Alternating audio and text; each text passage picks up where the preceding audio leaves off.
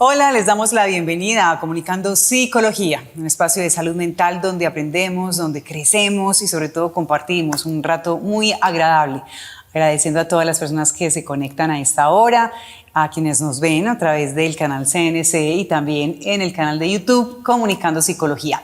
Hoy invitamos a una gran amiga, porque ya se volvió una amiga de esta casa, la habíamos tenido en días pasados con nosotros y pues repetimos porque vamos a plantear un tema bien interesante. Ella es Albanora Gallón, psicóloga, y pues hablamos de esa importancia que tiene la familia en el desarrollo de la personalidad. La saludamos. Alba, ¿cómo estás? Muy bien, gracias a Dios. ¿Y tú, Sandra? ¿Cómo vas callejeando esa psicología? Feliz, callejeando. Bueno, pues me encanta. Muy bien, Albanora. Hablamos entonces de la familia y la personalidad, ¿cierto? ¿Cómo se establece la personalidad a través de un vínculo tan importante como es la familia y qué tan determinante puede ser? Bueno, para mí es un tema maravilloso, Sandra, porque creemos que la personalidad se empieza a desarrollar es desde que nacemos y de ahí en adelante y, a ver, desde que estamos en el vientre de la mamá, inclusive desde que estamos siendo en ese momento concebidos. Desde ese momento, Sandra, en el que este hombre y esta mujer se unen para precisamente generar un proceso hermoso de cocreación, ya ahí hay información genética, información emocional, información afectiva, que desde ahí es donde empezamos en la psicología a estudiar todo ese proceso del desarrollo de esa misma personalidad, porque entonces no nos podemos quedar solamente cuando nacemos, porque entonces donde dejamos esa etapa atrás que es tan bonita y es de toda la concepción. Desde ahí, Sandra, ya estamos adquiriendo de cada uno, del papá y de la mamá, tanto esa parte genética, tanto esa parte biológica, como la parte cuando la mamá empieza a hablarnos, cuando el papá empieza a consentirnos desde esa misma barriguita, cuando todos empiezan desde los grupos familiares tan divino, tan hermoso que es una niña y qué rico que fuera un niño. O sea, toda esa información desde ahí, quién lo creyera, pero desde ahí empieza a ser muy fundamental. Muy importante. También ese relacionamiento entre las personas que hacen parte de la familia influye, es decir, cómo se tratan papá y mamá entre ellos, no solamente cómo se dirige al bebé, sino también cómo se están relacionando.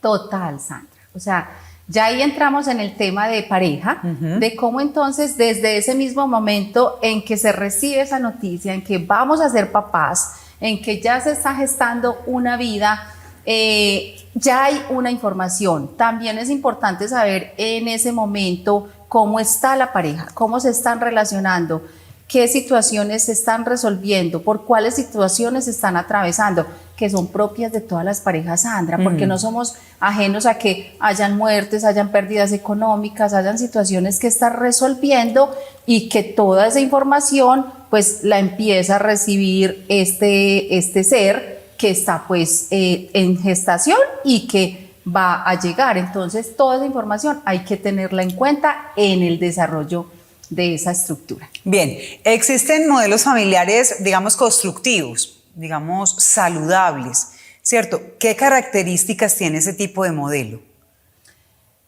Por lo general son personas, familias o parejas que hayan decidido sanar sus propias historias, Sandra. O sea, cuando la pareja se enfoca y dice, bueno, yo tengo que resolver mis propias situaciones, me voy a preparar para ser papá, me voy a preparar para ser mamá, sé que de pronto mi historia familiar no fue fácil, tuve situaciones difíciles, pero voy a tratar de no repetir esos mismos patrones de comportamiento, porque suele pasar de que o queremos darle todo lo que no tuvimos, o ser demasiado estrictos y como yo no lo tuve, entonces que vea cómo es que es la vida. Entonces, parte fundamental es sanarnos. Esas familias y esas personas que individualmente deciden, bueno, yo también tengo que hacer mi proceso personal, yo también tengo que elaborar procesos de perdón con mis padres, procesos de sanación con mis familiares más cercanos, pues es un ambiente que va a ser más propicio para ese nuevo ser que llega. Y entonces de ahí partimos que haya muy buena comunicación, que el respeto sea fundamental en la diferencia, porque así estemos de una misma mamá y de un mismo papá. Tú ves, yo tengo muchos hermanos y todos somos muy diferentes, entonces, porque cada uno tiene una estructura diferente, entonces el respeto de la diferencia, la aceptación de que el otro piense distinto a mí, así seamos de una misma familia, esa comunicación permanente, esa ayuda, pero eso sí, que vean ese papá y esa mamá también como estructurados, porque es que somos el eje, y si ese eje está como mal, pues entonces de ahí va a partir que sean familias o que aporten en lo positivo o que empiecen a afectar un poco esa estructura de personalidad. La validación y ese acompañamiento, establecer relaciones de confianza también van dentro de este modelo, ¿cierto? Digamos que cuando hablamos de validar los sentimientos de nuestros hijos, el que sientan alguna dolencia, el que tengan miedo, que a veces también es como sí, entiendo que te sientas solo, estoy aquí para acompañarte, te leo un cuento. O sea, eso también nutre ese tipo de modelo, el estar ahí acompañando, validando la emoción del niño, que claro, a veces como que queremos que se duerma pronto, entonces no hay que tener miedo, aquí no pasa nada. No, también es como ponernos en su lugar y decir, listo, aquí no hay nada, yo estoy aquí, te voy a acompañar y entiendo que te puedes sentir solo y desamparado, pero yo estoy aquí para acompañarte. Total. Yo en los embarazos de Isaí Juan José me leí un libro bellísimo, es de un autor español y él decía, el libro se llama Bésame mucho. Sí. Y precisamente él dice a ver, ¿cómo nos va a hacer daño los besos, los abrazos, la permanencia, la validación, aquí estoy, el contarle para dónde voy, la mamá dónde está, el papá dónde está, qué estamos haciendo, cuentas con nosotros, o sea, todo lo que nutra esa parte afectiva, esa parte emocional, además porque estamos hablando de que ahí es donde se garantiza una confianza básica, o sea, una confianza, esa seguridad que me da a mí de que así tú te vayas a tu trabajo, de que así mi mamá esté donde esté, sé que internamente, emocionalmente no estoy abandonado, no estoy solo. Entonces, sí, Sandra, o sea, todo el amor que más podamos dar, eso nunca nos va a hacer daño, más ni de adultos. No, nunca sobra. ¿A quién le cae mal el amor? Así es. Además, en los pequeños se establece un apego seguro, haciéndolo de esa manera. Muy bien, hablemos ahora de los modelos poco saludables. ¿Qué características vamos a encontrar en esos modelos poco saludables? Sí, en los modelos poco saludables encontramos los modelos donde se genera violencia, la violencia intrafamiliar, el maltrato, todo tipo de agresión, y aquí tendríamos que hablar, el tema es amplio, Sandra, porque no solamente estamos hablando de agresión física, de agresión verbal, sino también de esa agresión psicológica, de esa agresión sutil que se da entre las parejas y las familias, que como la palabra lo dice, sutil, y que casi todos dejamos pasar, él es así, ella es así. Se justifica, pero que al fin y al cabo marca muchísimo, y los niños nos están observando, pero los adolescentes también, Sandra, entonces nos están escuchando, nos están observando, entonces son por lo general comportamientos que si se presentan en estas familias, vamos a tener niños de pronto más reactivos, más impulsivos. Y ahí es cuando entramos a estudiar por qué las reacciones de ciertos niños, y cuando vamos y miramos que es que hay que revisar la historia familiar y por qué se está estructurando esa personalidad, o sea, no podemos desconocer que hay que mirar esa historia que está pasando con ese papá, esa mamá, y de ahí para atrás. Y esas características de esos modelos poco saludables también podríamos decir que es cuando estábamos en ambientes de mucha exigencia, de criticar, cuando son ambientes desorganizados, el hecho de que haya temor, que sea algo represivo, todo eso también contribuiría a ese tipo de modelo, no vamos a decir negativo, sino poco saludable, sí, ¿cierto? Muchísimo. El tema del perfeccionismo, que a veces también nos empeñamos ahí y puede contribuir a esto. Muchísimo, Sandra. O sea, cuando la exigencia es porque es que tú tienes que ser un 100, cuando tú tienes que ser el mejor, cuando no puedes bajar tu ritmo en deporte, cuando esas exigencias vienen más, pero precisamente de esas frustraciones que tuvo ese papá o esa mamá, porque al fin y al cabo nuestras propias frustraciones no trabajadas son las que queremos ver reflejadas en nuestros hijos. O sea, yo nunca pude lograr patinar, tú tienes que ser el mejor patinante. Claro, como que le cedemos esa responsabilidad. Claro, entonces los niños entran en un momento de tal frustración. Ajá. Y ahí es lo delicado, porque entonces cuando miramos que también se puede somatizar, ojo, porque los niños somatizan muchísimo, cuando ellos no, a veces nos cuesta a nosotros expresar como adultos. Ahora un niño que no puede expresar y manifestar esa inconformidad, esa frustración, esto que no me gusta, entonces claro, ¿cómo lo manifiesta? Es el niño que por lo general está enfermito, tiene el dolor de estómago, hoy no quiero ir al colegio, hoy estoy desanimado, mejor invento una mentira.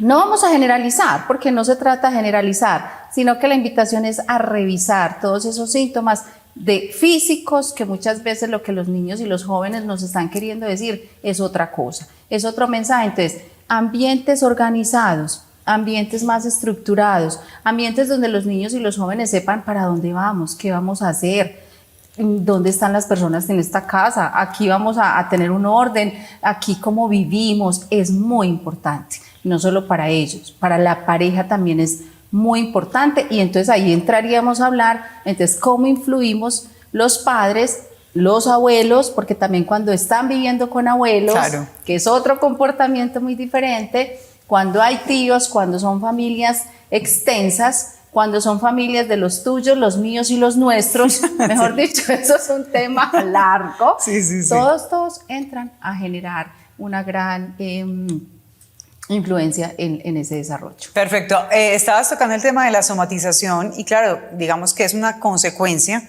de ese modelo poco saludable. Quería que profundizáramos un poco en las consecuencias de ese modelo poco saludable, qué consecuencias puede tener y también las consecuencias de un modelo saludable. Entonces vamos a describir algunas, si te parece. Sí. Empezamos, como ya hablábamos de somatización, en el modelo poco saludable. ¿Qué otras cosas podemos encontrar ahí en los niños, en el desarrollo de la personalidad, que de pronto no sea tan positivo? En psicología se habla de padres permisivos, padres autoritarios y padres democráticos. Yo casi siempre hago esa invitación, es a lo que nos invita de hecho la asertividad, Sandra, y es... La asertividad es ese término medio, ni me voy para el extremo de ser agresivo, ni me voy para el extremo de ser permisivo, pasivo, sumiso, sino que estoy en un término medio. Entonces, así también se reflejan los papás. Si soy todo el tiempo autoritario, eso genera un estilo de personalidad. Si soy todo el tiempo permisivo, va a generar otro. Pero si tratamos de ir a un equilibrio, de ser padres democráticos, ¿qué significa, Sandra? Que yo tengo en cuenta a mi hijo, que yo lo escucho, que yo lo valido, que no solamente es lo que aquí se diga porque yo mando. Entonces vamos a generar niños más autónomos, más seguros, más confiados en sí mismos, con una mayor autoestima, con un mayor amor propio, y eso se les va a ver reflejado obviamente en las relaciones interpersonales, contrario a ambientes que generan hostilidad, irritabilidad, dificultades en las relaciones interpersonales, baja autoestima. Se pueden ver personas en la adulta inseguras, con episodios de ansiedad, con episodios de depresión. Entonces, miren cómo facilita un ambiente positivo y todo lo que genera también un ambiente no tan positivo. Muy bien, hoy estamos hablando con Alba Nora Gallón, psicóloga especialista en familia, en pareja, de ese tema tan interesante sobre la personalidad y la familia, cómo se establece y todos esos modelos que tenemos, tanto si es saludable como no saludable, la incidencia que tiene. Hacemos una pausa y regresamos para concluir el tema que traemos hoy.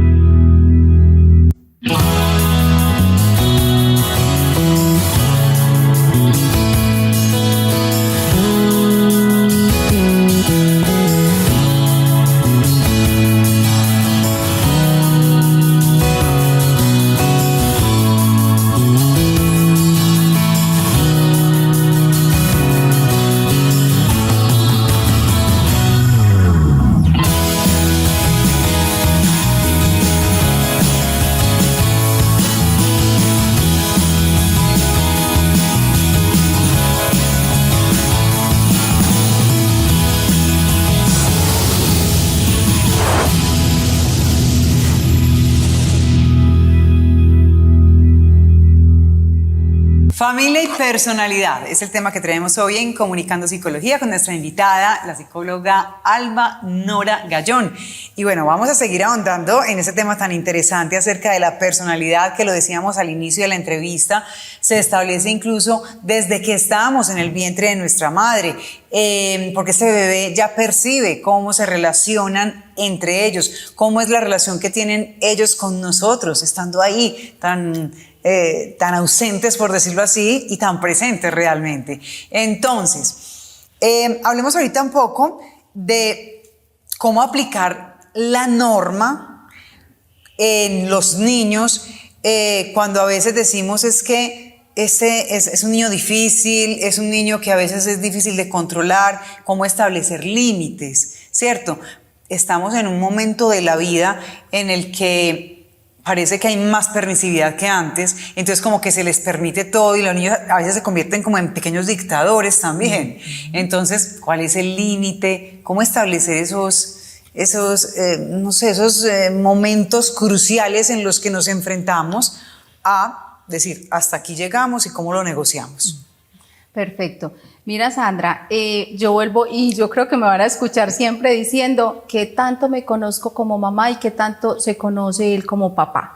Cuando nos conocemos nosotros, podemos conocer a nuestros hijos, podemos saber entonces por dónde es que ellos están viendo ese lado débil, porque ellos también tienen esa astucia, también tienen esa sabiduría de decir, ya, es que por allí es por donde mi papá y mi mamá se vuelven o más flexibles, más permisivos por ahí, y yo creo que a todos nos ha pasado, sí, ¿cierto? Y terminamos cediendo. Y yo creo que también a veces los padres tenemos culpa en eso, culpa por decirlo de alguna forma, y es que cuando el hijo viene a pedir algún permiso, entonces lo mandamos para donde el otro, como que vaya a dígale a su papá tal cosa, entonces ellos empiezan a ver quién es el que va a dar el permiso para esto, quién va a decir que no, y juegan un poco a acomodarse para conseguir lo que desean. Entonces, punto importante, Sandra, la pareja es quien se debe poner de acuerdo. O sea, vuelvo a lo mismo, estamos planificando emocionalmente esos hijos, estamos planificando emocionalmente esa familia.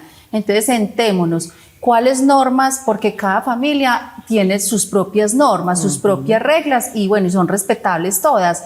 Pero ustedes como parejas ya se sentaron a decir aquí cuáles son las reglas que nos rigen, porque la personalidad también la influye muchísimo en la familia, porque es que ahí tenemos valores, tenemos principios, tenemos esa parte ética, tenemos esa parte moral, religiosa, espiritual. Es que mira todo, Sandra, es una transversalidad la familia en cuanto al desarrollo de la personalidad.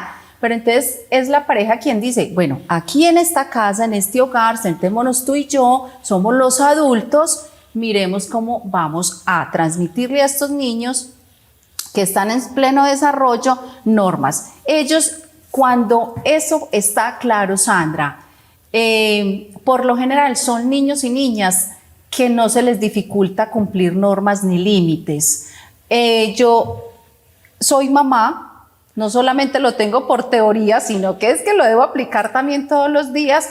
Claro, ellos saben por dónde la mamá suelta más fácil, por dónde es que se entra, pero cuando yo estoy firme, cuando se sabe que es que no es, hay ciertas normas y reglas que se negocian en nuestro hogar y hay otras que no se negocian, ellos ya, Sandra, inclusive saben cuáles sí y cuáles no. Entonces, parte de nosotros como adultos, o sea, somos los adultos quienes la tenemos que tener clara, para poder darles a ellos también esa claridad. Es más, es necesario, porque es que un niño donde no encuentra normas claras dentro del hogar, es un niño que su mundo interior va a estar, ¿será que sí? ¿Será que no? Hoy sí puedo comer en la cama, pero entonces ¿por qué me dijiste que el fin de semana? Entonces es un niño que va a estar confuso.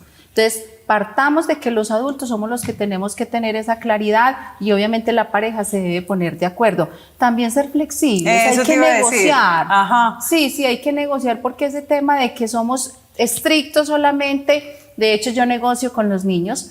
Hay un día que si es pizza.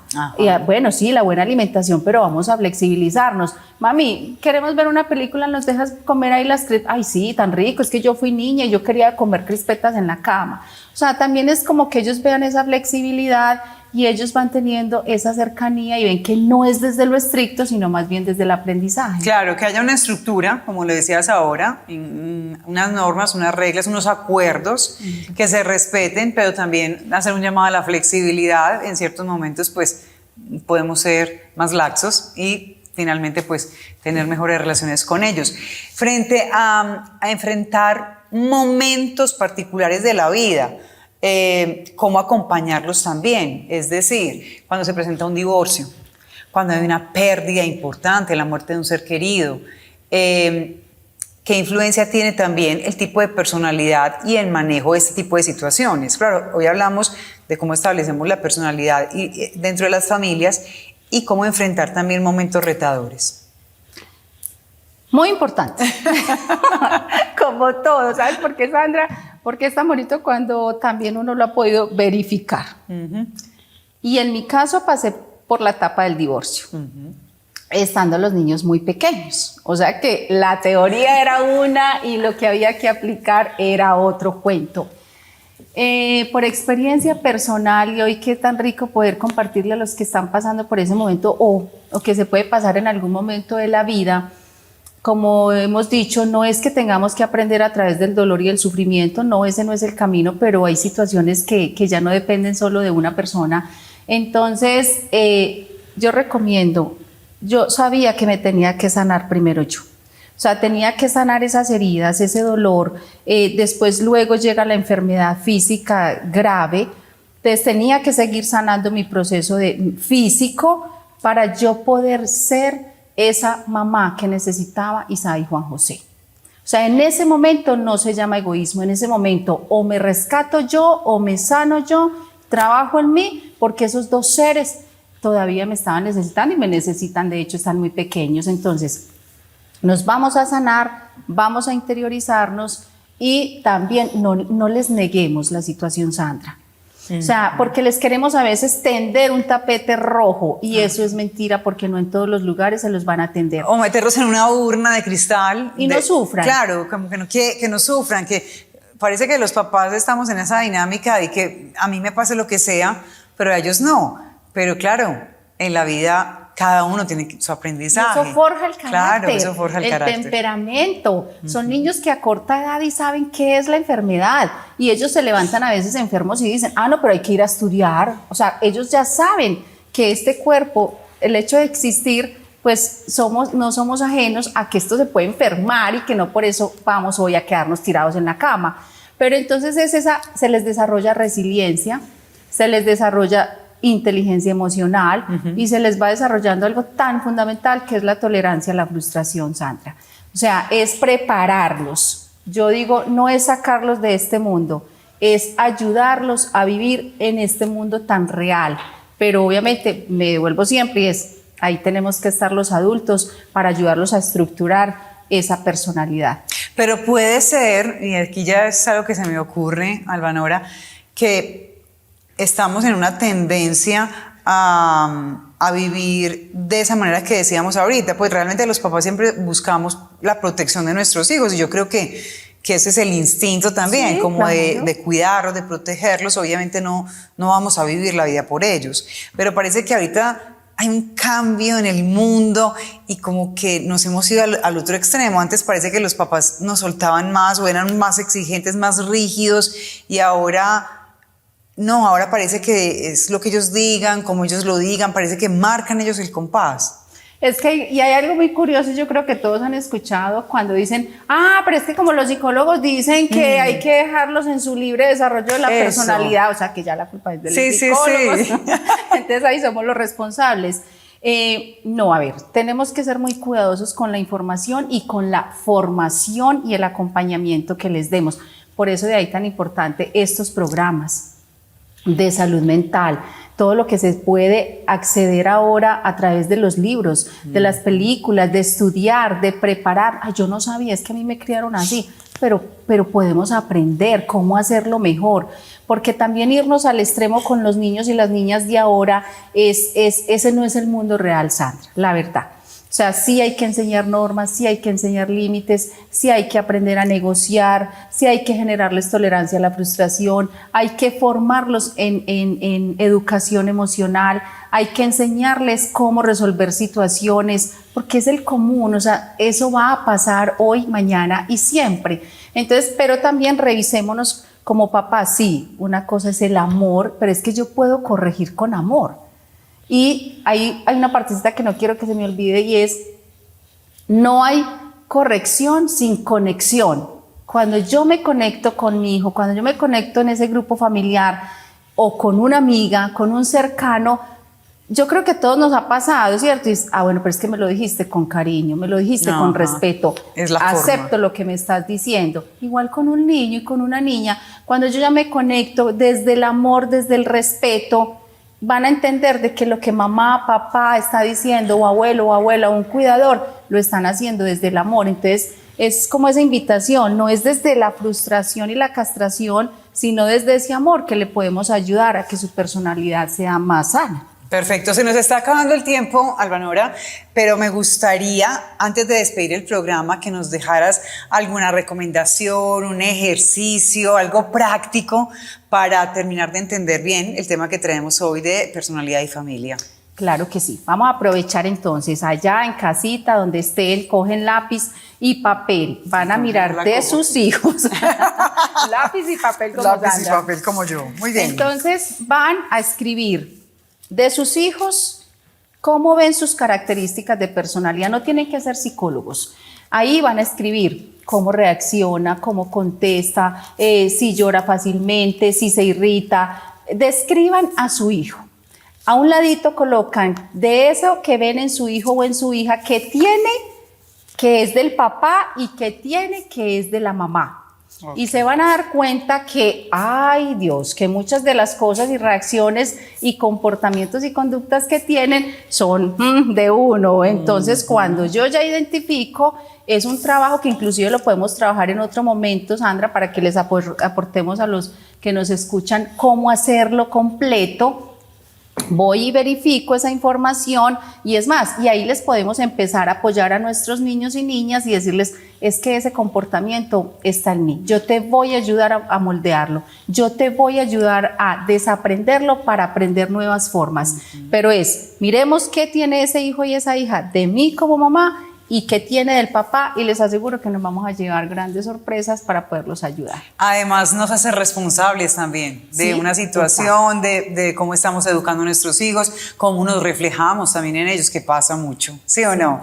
Albanora, sí, de verdad que es un gusto compartir contigo en esos espacios de salud mental, en Comunicando Psicología. Me gusta mucho tenerte aquí, agradecerte nuevamente por acompañarnos y recuerda que siempre eres bienvenida. Muchas gracias, Sandra. Yo feliz de transmitir este mensaje y de que nos apoyemos entre todos para volvernos multiplicadores de salud y bienestar. Así es. Entonces, a Callejear la Psicología, que son las redes sociales también de nuestra querida invitada, y ustedes pues sigan muy conectados también con este espacio. Nos vemos nuevamente en Comunicando Psicología. Un abrazo cariñoso para todos.